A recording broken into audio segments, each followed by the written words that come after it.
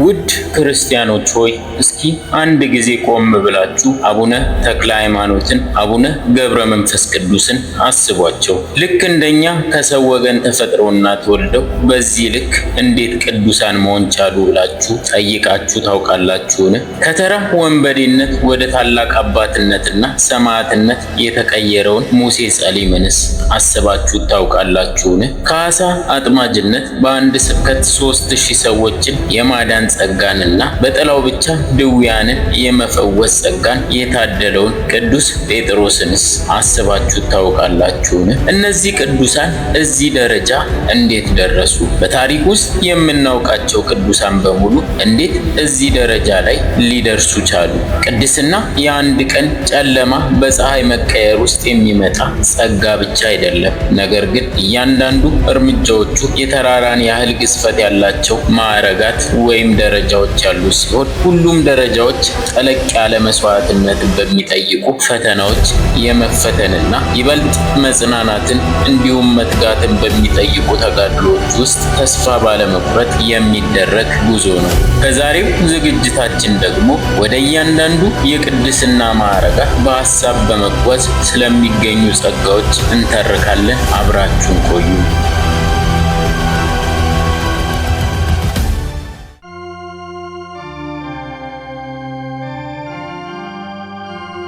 ቅዱሳን ማለት የተቀደሱ፣ የከበሩ፣ የተመሰገኑ፣ የተለዩና የተመረጡ ንጹሃን የሆኑ ማለት ነው። ቅዱሳን በዚህ ስም የሚጠሩበት ከሰው ወይም ከምድራዊ ባለስልጣን የተቸሩት አይደለም። በሃይማኖት ጸንተው በምግባር ጎልምሰው የሥጋ ምኞታቸውን ጥለው አፍርሰው ሲገኙ የቅድስና ባለቤት ቅዱስ እግዚአብሔር እነሱን መሳሪያ አድርጎ ኃይሉንና ስልጣኑን ቢገልጽባቸው ማኅደረ እግዚአብሔር መሆናቸው ይገለጻል። በዚህ ጊዜ ቅዱሳን ይባላሉ። እሱ እግዚአብሔር ቅዱስ ተብሏልና የጌትነቱ መገለጫ የሆኑ ሁሉ ቅዱሳን ይባላሉ። ጻድቃን እንደ መላእክት ውሉደ እግዚአብሔር ይባላሉ። ቅዱሳን ጻድቃን በግብር መላእክትን መስለው የፈጣሪያቸውን ፈቃድ ፈጽመው በመገኘታቸው ከዚህ ዓለም በመለየታቸው ቅዱሳን ሲባሉ የፈጣሪያቸውን ሕያው መንግሥት ወራሾች ናቸውና ውሉደ እግዚአብሔርም ይባላሉ። ማዕረግ ማለት ደግሞ ክብር፣ ስልጣን ማለት ነው። ሐዋርያው ቅዱስ ጳውሎስ በአንደኛ ቆሮንቶስ መልእክቱ በምዕራፍ 15 ላይ በክብር አንዱ ኮከብ ከሌላው ኮከብ ይለያል በማለት እንደተናገረ በመልካም ስራቸው ለዘላለም እንደ ከዋክብት ደምቀው የሚኖሩ ቅዱሳን በሰሩት ገድልና ትሩፋት መጠን የአንዳቸው ክብርና ስልጣን ከሌላው ይለያል። ጌታችን መድኃኒታችን ኢየሱስ ክርስቶስ ባስተማረው የገበሬና የዘር ምሳሌ ላይም ሌላውም ዘር በመልካም መሬት ላይ ወደቀ፣ አንዱም 100 አንዱም 60 አንዱም ደግሞ 30 ፍሬ ሰጠ ብሏል። ዘር የተባለው ቃለ እግዚአብሔር ሲሆን መልካም መሬት የተባሉት ደግሞ የእግዚአብሔርን ቃል ሰምተው ፍሬ ሃይማኖትና ፍሬ ምግባር የሚያፈሩ ክርስቲያኖች ናቸው። እነርሱም እንደ ስራቸው መጠን 30፣ 60 እና 100 ያማረ ፍሬ ያፈራሉ ወይም የተለያየ ክብርና ስልጣን ያገኛሉ ማለት ነው። የቅዱሳን ማዕረጋት የሚወሰኑት በሕይወት ዘመናቸው በፈጸሙት ገድልና ትሩፋት መጠን ነው። በቅዱሳት መጻሕፍትም እግዚአብሔር ለእያንዳንዱ ሰው እንደ ስራው መጠን እንደሚከፍለው በተደጋጋሚ ተገልጿል። በዚህ መሰረት ነው እንግዲህ ቅዱሳን የደረሱበት ማዕረጋት በየደረጃው ተከፋፍለው 10 እንደሆኑ በመጽሐፈ መነኮሳት ሲገለጽ የንጽሐ ሥጋ፣ የንጽሐ ነፍስና የንጽሐ ልቦና ማዕረጋት በመባል በ3 ዋና ዋና ክፍሎች ይከፈላል። በዚህ ደረጃ ውስጥ የሁሉ ነገር ጅማሬው ከመሰረቱ ነውና ቅዱሳን ስጋቸውን በማንጻት ይጀምራል። ይሄ ስጋን የማንጻት ደረጃ ንጽሐ ሥጋ ሲባል በውስጡ 3 ደረጃዎች አሉ። በዚህ ቪዲዮ ውስጥ በእያንዳንዱ ማዕረጋት ላይ ያሉ የቅዱሳን ደረጃዎችን በጥልቀት ለማየት እንሞክራለን። ንጽሐ ሥጋ 3 ደረጃዎች አሉት። እነሱም ጽማዌ፣ ልባዌና ጣዕመ ዝማሬ ሲሆኑ እነዚህ ማዕረጋት ላይ የደረሱ ቅዱሳን 30 ፍሬ በሚያፈራው ዘር የተመሰሉት ናቸው። በቅድስና ማዕረግ ውስጥ በንጽሐ ሥጋ ስር የሚገኘውና የመጀመሪያ ደረጃ የሆነው ጽማዌ ይባላል። ጽማዌ ማለት ድንቁርና ማለት እንደ ሰው ጆሮ ቢደነቁር በዓለም ያለውን ማንኛውንም ድምፅ አይሰማም፣ የልቡን ሐሳብ ብቻ ያዳምጣል። በጽማዌ ማዕረግ ላይ የደረሱ ቅዱሳን በዓለም ላይ ያሉ የዓለምን ማንኛውንም ነገር ለመስማት አይፈልጉም። ነገር ግን በሕሊናቸው ነገረ እግዚአብሔርን ያስባሉ፣ በአፍንጫቸው መዓዛ ገነትን ያሸታሉ። እዚህ ማዕረግ ላይ ሲደርሱ በዓይናቸው ስውራን ዓለማትን፣ ግሩማን አራዊትን፣ ከሥጋዋ የተለየች ነፍስን፣ አጋንንትን ለመለየት ይችላሉ። እንዲሁም በዚህ ዓለም ለተልእኮ የሚመላለሱ መላእክትን የማየት ደረጃ ላይ ይደርሳሉ።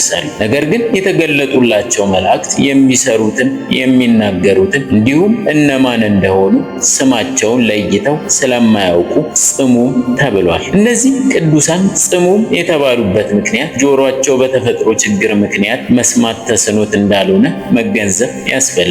እዚህ ማዕረግ ላይ የደረሱ አባቶች በመንፈስ ቅዱስ መግቦት ይኖራሉ እንጂ ራሳቸው ጥረው ግረው አይመገቡም። እናነባለን፣ እንዘምራለን፣ ከሰው ጋር እንነጋገራለን አይሉ። ዓለምን ከማሰብ ይለያሉ። ቀንና ሌሊት ምንም ሳይበሉና ሳይጠጡ መጾምና መጸለይ ይችላል። ለዚህም አብነት የምናደርገው ሊቀ ነቢያት ሙሴ ነው። ሙሴ ቀንና ሌሊት ምግብ ሳይመገብ በመንፈስ ቅዱስ ኃይል ቆይቶ 10ቱ ትእዛዛት ተቀብሏል። እንግዲህ ለመግለጽ እንደሞከርነው ጆሮ ኑሯቸው የሚሰሙት ግን ሰማያዊ ቃልን፣ ዓይን ኑሯቸው የሚያዩት ግን ሰማያዊ ሚስጥራትን ሲሆን ከማንም ጋር ለመነጋገርና የዚህን ዓለም ነገር ለመስማት ስጋቸው ነፃ የሚሆንበት ደረጃ ነው።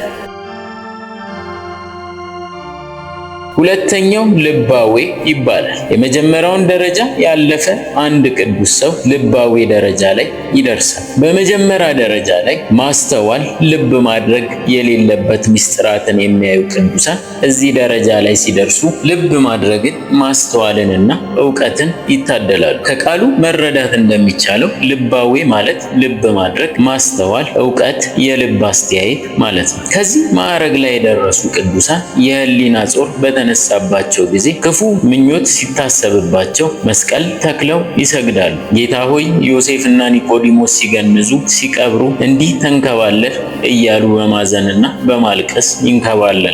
ስጋዊ ነገርን በማሰብ ጸጋቸው እንዳይነሳቸው ህሊናቸው ነገረ መስቀልን ከማሰብ እንዲለይ አይፈልጉም።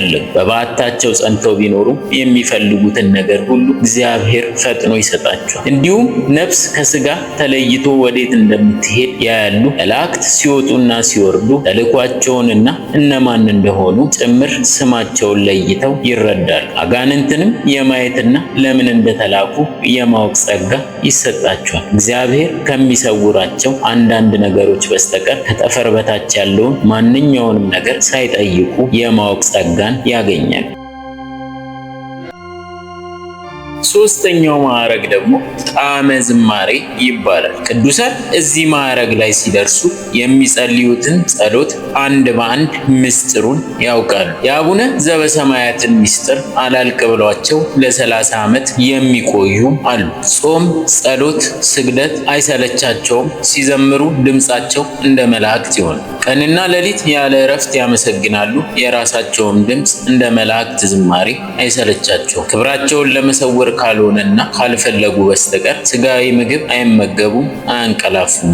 እዚህ ማዕረግ ላይ በደረሱ አባቶች ሰይጣናት በዚህ ዋሻ ውስጥ እንደ ሽኮኮ ተሸጉጠ ትኖራለህን? ከተማ ገብተ ቀድሰ ዘምረ አስተምረ አትኖርምን? የሚል የህሊና ፈተና ያመጡባቸው። ይህን ጊዜ ልቦናቸው ከውዳሴ ከንቱ ተለይቶ በአጽንኦት በበዓታቸው የቆዩ እንደሆነ የንጽሐ ነፍስ ማዕረጋት ይሰጧቸው። የንጽሐ ስጋ ሶስቱ ማዕረጋት እነዚህ ሲሆኑ ይህንን ፈተና ያለፉ እንደሆነ ቅዱሳን የንጽሐ ነፍስ ማዕረጋት ይሰጣቸዋል።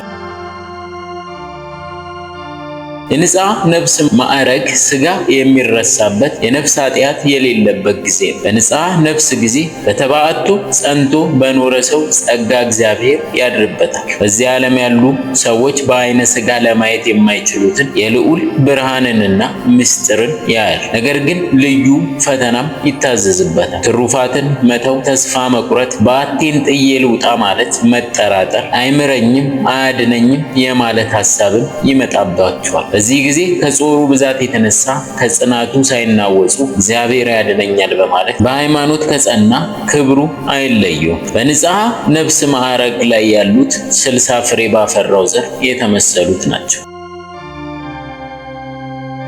አምባ አራተኛው ማዕረግ ሲሆን እዚህ ማዕረግ ላይ የደረሱ ቅዱሳን የእንባ ሀብት ይሰጣቸዋል። ሳያቋርጡ ያነባሉ፣ ዓይናቸው ግን አይጠፋም። እንባቸው ሌሊትና ቀን አያቋርጥም። አምባ ንስሐ ማዕረግ ላይ የሚደርሱ ቅዱሳን አብዛኛውን ጊዜ የሚጸልዩት በሕሊና እንጂ በድካም አይደለም። ይህም በሕሊናቸው የሚመላለስ ረቂቅ ጸጋ ስለሆነ ኃጢአትን ያስወግድላቸዋል። እርጥብ እንጨትን በእሳት ላይ ቢጥሉት እየነደደ ውሃ እንደሚወጣ ሁሉ በሀብት አምባአ ደረጃ ላይ ያሉ ቅዱሳን ሞተ ወልድ እግዚአብሔርን ምረረ ገሃነመ እሳትን እያሰቡ በልቦናቸው ከሚቀጣጠለው መንፈሳዊ ጸጋ እሳት የተነሳ የጸጋን እንባ ያነባሉ። አምስተኛው ማዕረግ ኩነኔ ሲሆን ኩነኔ ማለት አገዛዝ፣ ግዛት ማለት ነው። እዚህ ማዕረግ ላይ የደረሱ ቅዱሳን የነፍስ ፈቃዳቸው የሥጋ ፈቃዳቸውን ይገዛል፣ ያሸንፋል። በሰው ሕይወት የሥጋና የነፍስ ፈቃዳት ሁልጊዜ ይቃረናል። የነፍስ ፈቃድ እያሸነፈ ሄዶ ሥጋን በቁጥጥር ስር የሚያውልበት፣ ነፍስ የመንፈስ ቅዱስን ፈቃድ ብቻ መፈጸም የምትጀምርበት ማዕረገ ኩነኔ ይባላል። የሥጋቸው ፈቃድ በፈቃደ ነፍሳቸው ላይ ምንም አይነት ተጽዕኖ አይኖረውም። በሐሳብም ከመበደል ይጠበቃሉ። የሲኦልንና የገሃነም እሳትን ኩነኔ እያሰቡ ያዝናሉ። ቅዱሳን አባቶች በዚህ ማዕረግ ላይ የደረሰ ሰው ሞተ ወልድ እግዚአብሔርን ያስባል፣ መከራ ለመቀበልም ዝግጁ ይሆናል ብለው ያስረዳሉ። ስድስተኛው ማዕረግ ፍቅር ሲሆን እዚህ ማዕረግ ላይ የሚደርሱ አባቶች ሁሉን የመውደድ ሀብት ይሰጣቸዋል። እነርሱንም ሁሉ ይወዳቸዋል። እነዚህ አባቶች ዘንድ ይሄ ጌታ ነው፣ ይሄ ባሪያ ነው፣ ይሄ ወንድ ነው፣ ይህቺ ሴት ናት፣ ይሄ ደግ ነው፣ ይሄ ክፉ ነው ማለት የለም። እነዚህ ቅዱሳን ክርስቶስ ዓለሙን እንዲህ ወዷልና ሰውን ሁሉ አስተካክለው ይወዳሉ፣ ለሁሉም ይራራሉ። የወጡትን በደህና አግባቸው፣ የሰው ልጆችን ከክህደት ወደ ሃይማኖት፣ ከገቢረ ኃጢአት ወደ ገቢረ ጽድቅ መልሳቸው እያሉ ይጸልያሉ። አዕዋፋት፣ አዞ፣ ጉማሬ፣ በአጠቃላይ እንስሳትና አራዊትም አይጠሏቸውም። አመፀኞች አጋንንት ጭምር ይታዘዟቸው።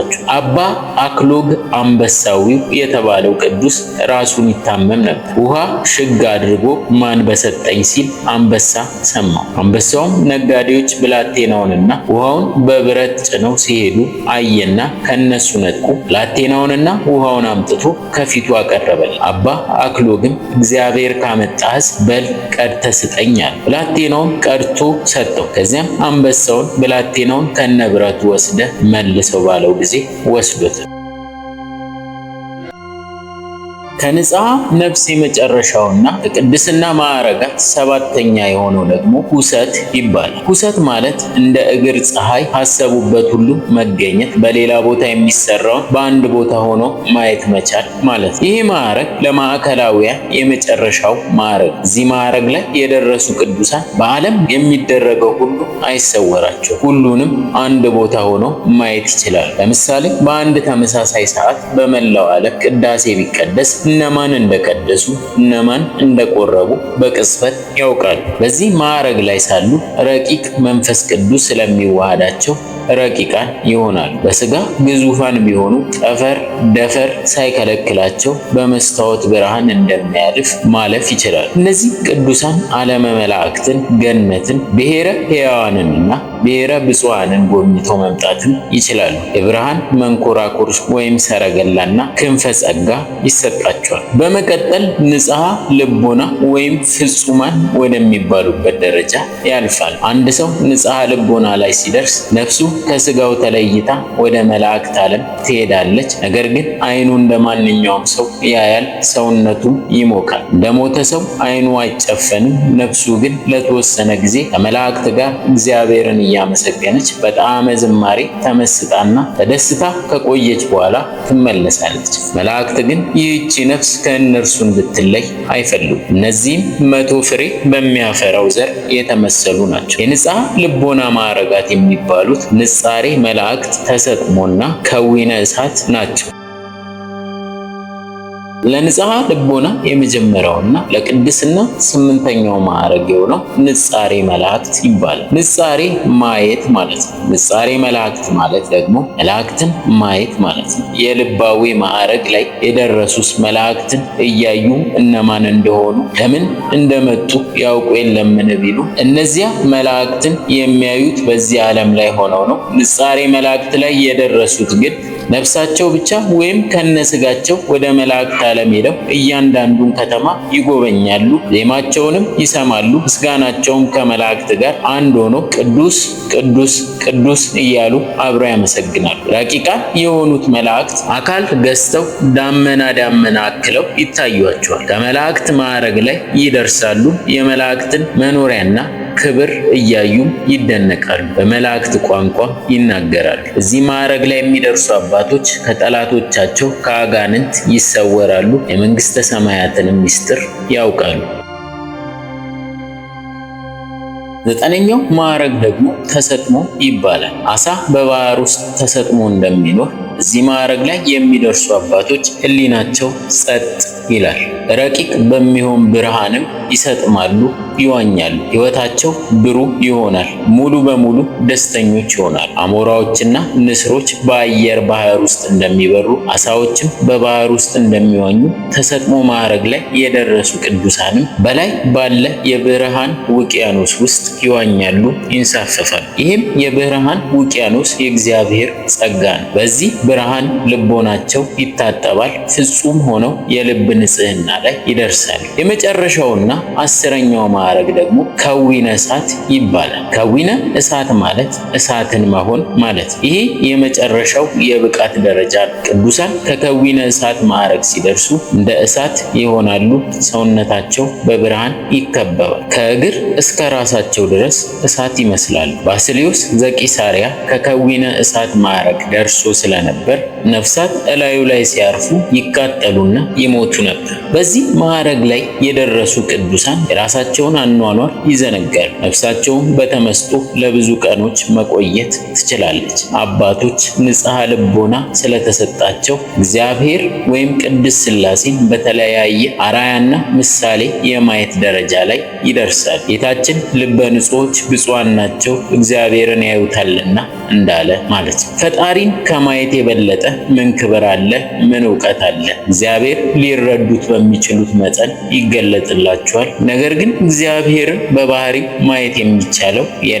እርሱ በፈቀደ ግን ነቢዩ ኢሳይያስና ቅዱስ ዮሐንስ እግዚአብሔርን በንጉሥ አምሳል አይተውታል። ስለዚህም ትእዛዛቱን ጠብቀን እንደ ቅዱሳኑ በንጽሐ ልቦና በቅድስና ሕይወት እንሆነን ጌታችን ልበ ንጹሖች ብፁዓን ናቸው እግዚአብሔርን ያዩታልና እንዳለው አምላካችንን እያገለገልን መኖር ያስፈልጋል።